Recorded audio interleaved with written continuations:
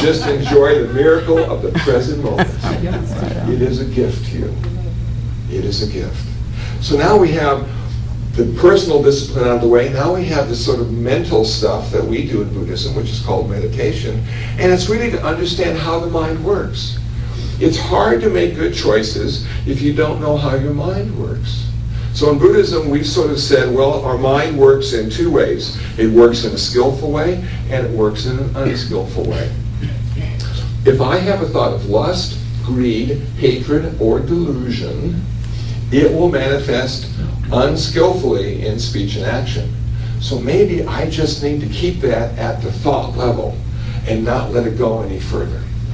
But if I have a thought of love, generosity, compassion, and wisdom, maybe those are the thoughts I need to manifest right now through my speech and action, because they will be a benefit to everyone around me and to myself as well.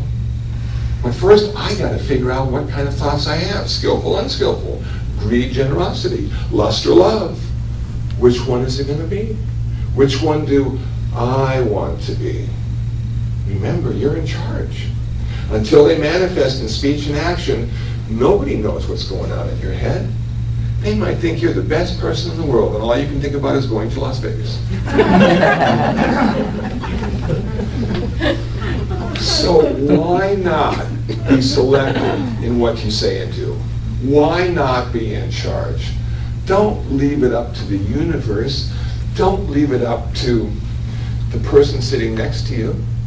If that person is angry, you don't need to be angry. You can be calm. It's your choice. You can be an example to them of how they could be if they wanted to, if they would wake up. Have you ever been in a room full of angry people? If they're all angry, you don't have any options. So maybe you need to be the option. Maybe you need to be the one, not by what you say, but by what you don't do, that allows them to say, okay, maybe we don't need to be angry. Maybe there's another way to approach this challenge or question. And then last but not least in this karma, we need to figure out what the wisdom aspects are. How can I be wise in everything I do and say, in everything I think? And for a Buddhist, we would look at it this way. We'd say, well, you know, we can be wise by understanding the Four Noble Truths. The first truth is life is really difficult. No matter how good it may seem today, in the very next moment it can change and just be a disaster. So for all of us, young and old and in between, life is going to be challenging. Nobody has ever had an easy time of it. We have old age to deal with. We have sickness to deal with. We have our ultimate demise to deal with. It's not easy being a human being. The cats that I take care of 7 feral cats in our backyard, feed them twice a day. They're all doing fine, looking for homes. If you need a cat, contact me. But as I see them, you know what their joyful presence reminds me? They don't know they have to die. They're just in this sort of present moment cat experience, you know? And they see a butterfly and they chase after the butterfly, you know, and then they play with each other and then they take a little nap and then it's time for food and I'm going, whoa, what a cool life.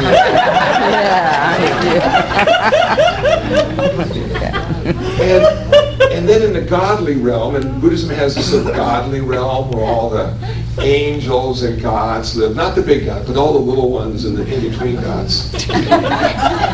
You know, those guys and gals don't have to die. You know, so the cat doesn't know it's going to die, the angels don't have to die, and here we are as humans going, whoa, I got to die.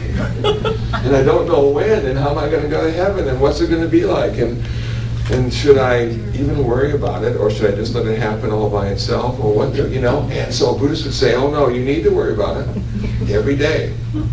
And when that Muslim woman said, I don't have much time, I had to agree with her, because that's my reminder every day. This is the day. This is the first day of my life. We've all heard that before, but it is absolutely true. And the next day of my life will be determined by what I do today. It's up to me. I'm in charge.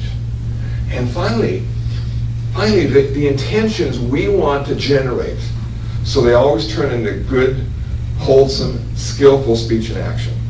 We want to generate intentions of compassion, of generosity, and love and kindness. We want those to be the only intentions behind everything we do. And if that's the case, we will manifest in such a skillful way that we'll be suffering so much less, and we'll have so many friends, and they'll always want to be around us because they're always going to suffer less when they're around us. We make them feel better. Not because of what we do, but probably because of what we don't do. We don't have all this anger and hatred. We don't have all this greed. We don't have all this lust. And we're slowly getting rid of our delusion and ignorance and seeing the world the way it really is. And somebody over here, when Reverend Bob said, "How are you doing today?" somebody said, "Conscious." And I went, "Whoa, that is so cool." That's even better than being happy, being conscious. Because if you're happy, the other side of happiness is sadness. I'm conscious today, and it's going to change my life. And that's what Buddhism tells us to do every day, in every way. It doesn't tell us to be happy. It doesn't really tell us to be good. It tells us to simply wake up. Wake up. This is it. Reverend Maggie, wake up. This is the first day of our life. We can make a difference. We can change everything in our life by everything we think, say, and do. So it's up to you. I can't help you with that. I can encourage you. And I hope you'll encourage me. And maybe one day, if enough of us wake up together, this world will be the way it could be. Thank you very much.